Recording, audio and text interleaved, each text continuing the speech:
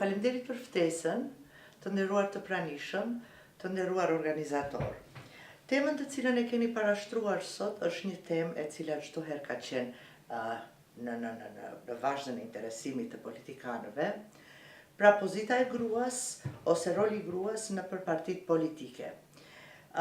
Unë si shqiptare do të flas në emrin e popullit shqiptar si pasardhës të ilirëve të vjetër, kemi pas për shembull që në vitet 220, 230 dhe 240 grua e cila ka qenë mbretresha ilire Teuta, e cila ka qenë një politikane mrekullueshme asaj periudhe.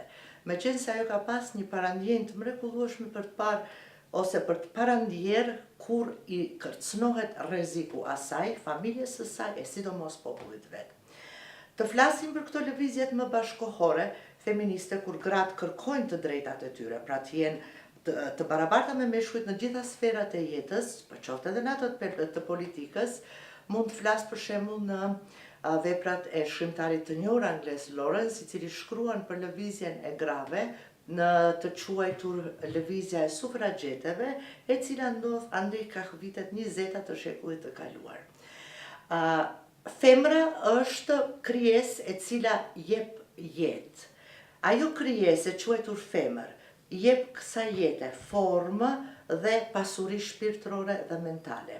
Përveç kësaj, është ajo që këtë jetë e rrit dhe mëson me të gjitha këshillat më të mira që mund të ekzistojnë. Siç për shembull, e mëson këtë jetë, së pari, mos të gënjej, së dyti, të flet ashtu si duhet, së treti, të gjykuari, së katërti, të thënit çdo herë e asaj që mendon, pa i bërë dëm askujt.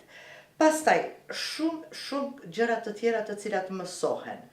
Një femër e këtill mund të jetë edhe një politikane jashtëzakonisht e mirë, meqense janë këto kritere që i posedon vetëm femra, duke i falenderuar faktit që ajo krijon jetë.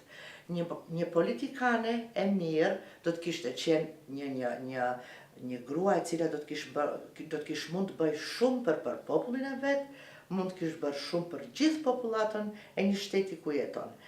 Ne si shtet definitivisht kemi shumë nevojë për gra politikane, të cilat mendoj se do t'ju përmbaheshin të gjitha atyre kërkesave bashkëkohore në botë, ato të cilat janë në trend. Së pari, njerëzit mos të urrehen mes veti, së dyti ta shikojnë diversitetin si vlerë e jo si antivlerë dhe shumë gjëra të tjera.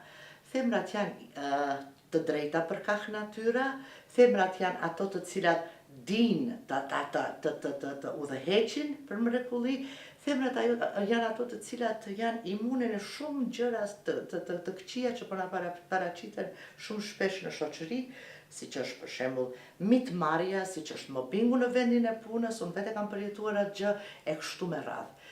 Kështu që ky shtet ka gjasa shumë të mira, meqense ka femra mjaft emancipuara, mjaft të shkolluara, të cilat do të kishin mund ta çojnë atë përpara. Ju falenderit edhe një herë për respektin.